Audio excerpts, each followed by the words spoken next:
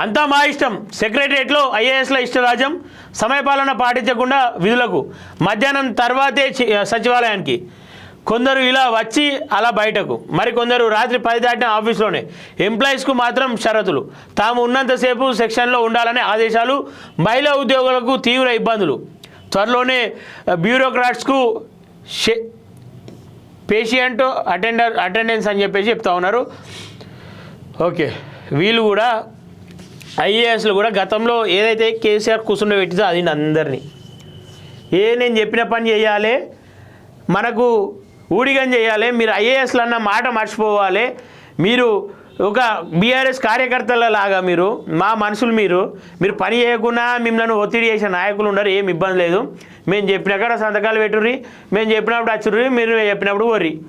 ఇదే జరిగింది గతంలో. ఏం చేసిర్రు? సిద్దిపేట కలెక్టర్ ఏం చేసిండు? సీఎం కాలు మొక్తాడు. ఐఏఎస్ స్థాయి ఏంది, ఐఏఎస్ కథ ఏంది? ఈరోజు మీరు అట్లా ఊడిగం చేసిరు గతంలో కాబట్టే కేటీఆర్ ఈరోజు సిరిసిల్ల కలెక్టర్ పైన అన్న మాటలు మీరు చేసిన తప్పిదాలే. ఐఏఎస్ అంటే ఉన్నత స్థాయి అధికారి, మంచి గౌరవం ఉంటుంది, ఎంతో కష్టపడి ఆ స్థాయికి వచ్చి ఉంటారు. మీరు మీ కష్టానికి మీ ప్రతిఫలం డబ్బు కాదు, మీ పని తీరు, మీరు ప్రజల్లో తెచ్చుకున్న పేరే. కానీ ఇదంతా ఇచ్చిపెట్టి ఆస్తులు సంపాదిస్తూ ఉన్నారు, ఏదేదో కథలు చేస్తూ ఉన్నారు. ఇవన్నీ దయచేసి ఐఏఎస్లు కూడా గమనించాలి. సిన్సియర్గా కొంతమంది చెడిపోయిన ఐఏఎస్ల వల్ల చాలామంది ఐఏఎస్లు ఇబ్బందులు పడతారు.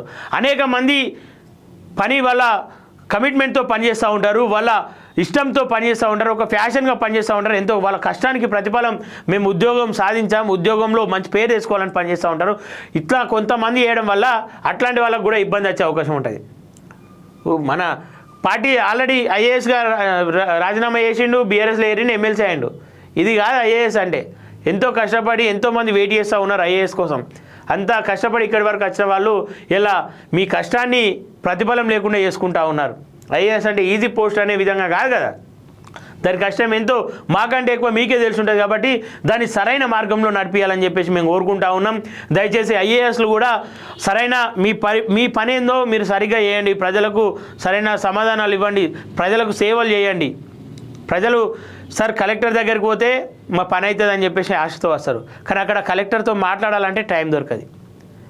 స్వయంగా నేనే సిద్దిపేట కలెక్టర్గా వెంకట్రామరెడ్డి ఉన్నప్పుడు 10 సార్లు ఒక 20 సార్లు నేను పోయిన కలెక్టర్ ఆఫీస్కి.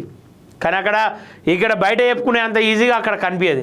కలెక్టర్ అరే రోడ్డు పంట పోతూ ఉంటే ఒక సినిమాలలో చూపిస్తారు, కలెక్టర్ నడుచుకుంటూ పోతూ ఉంటే వచ్చి ఆడ పేదోళ్ళు కనవడంగానే మాట్లాడి వాళ్ళ సమస్యలు తెలుసుకుంటారు అనగానే అబ్బో కలెక్టర్ సార్ అని చెప్పేసి దండలు పెడతారు. కానీ రియల్గా అట్లా లేదు. రియాలిటీగా వేరే. అసలు కలెక్టర్ అంటే సీఎం కంటే పెద్ద స్థాయి వ్యక్తిలాగా, సీఎం కంటే పెద్ద స్థాయి కష్టపడి వచ్చిన వ్యక్తే, కానీ సీఎం కూడా కలిసే అవకాశాలు ఉంది. కానీ కొన్ని సందర్భాలలో కలెక్టర్ కలిసే అవకాశం లేదు ప్రజలక్కడ. సో ఆ దిశగా వెళ్ళొద్దని చెప్పేసి మనస్ఫూర్తిగా కోరుకుంటున్నా. సెక్రటరియట్లో విధులు నిర్వహిస్తున్న ఐఏఎస్లు సమయపాలన పాటించకుండా ఇష్టానుసారంగా వ్యవహరిస్తున్నారనే విమర్శలు వ్యక్తమవుతున్నాయి. మధ్యాహ్నం 2 తర్వాతే విధులకు హాజరవుతున్నారని టాక్. కొందరు బ్యూరోక్రాట్స్ ఇలా వచ్చి అలా బయటకు వెళ్ళిపోతుండగా మరికొందరు రాత్రి 10 దాటిన ఛాంబర్లోనే ఉంటున్నారని సెక్రటరియట్ వర్గాల్లో చర్చ జరుగుతుంది. తాము సెక్షన్లో ఉన్నంత వరకు ఉద్యోగాలు ఇంటికి వెళ్ళొద్దని ఆదేశాలు జారీ చేస్తున్నట్లు సమాచారం. దీంతో పలువురు మహిళా ఉద్యోగులు సదరు ఐఏఎస్లపై కోపంగా ఉన్నారు. ఐఏఎస్లకు ఎందుకు మినహాయింపు అని చెప్పేసి చెప్తా ఉన్నారు.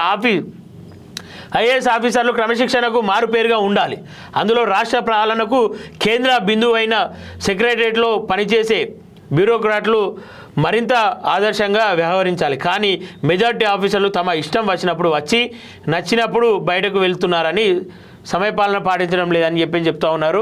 దీన్ని ఇంకా పూర్తి స్థాయిలో వెళ్ళాలన్న అవసరం లేదు కూడా. దయచేసి ఐఏఎస్లు అందరూ కూడా ఆలోచించుకోవాలి. మీరు ప్రజలకు ఆదర్శంగా ఉండాలి, మరో అధికారికి ఆదర్శంగా ఉండాలి. మీరు సమయపాలన పాటించినప్పుడే మరొకరికి మీరు చెప్పే విధంగా ఉంటారు. సో మీ వైపు విమర్శలు రావద్దని చెప్పేసి మనస్ఫూర్తిగా కోరుకుంటా ఉన్నాం. దయచేసి ఐఏఎస్లు కూడా ఆలోచించాలి. మీరు కష్టపడండి, మీ కష్టానికి తగ్గ ఫలితం ప్రజల్లో గుర్తింపుగా ఉంటుంది.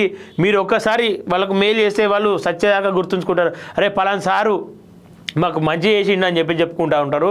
ఒకవేళ మీరు నష్టం చేస్తే కూడా అదే విధంగా గుర్తుంచుకుంటారు. దానికి నిదర్శనం ఏంటంటే సిద్దిపేట కలెక్టర్కు మోతే ఒక గ్రామానికి చెందిన వాళ్ళు, కాస్లాబాద్ గ్రామానికి చెందిన వాళ్ళు చెప్పుల దండ వేసిరు. అదే వేరే కలెక్టర్ అంటే ఇప్పుడు ఉన్న కలెక్టర్ కొంచెం మంచి చేస్తున్నారు కాబట్టి ఆయన మీద అరే సార్ పోతే పని ఎత్తుండ్రా భయ్ అని చెప్పేసి అనుకుంటారు. ప్రజల్లో టాక్ అది.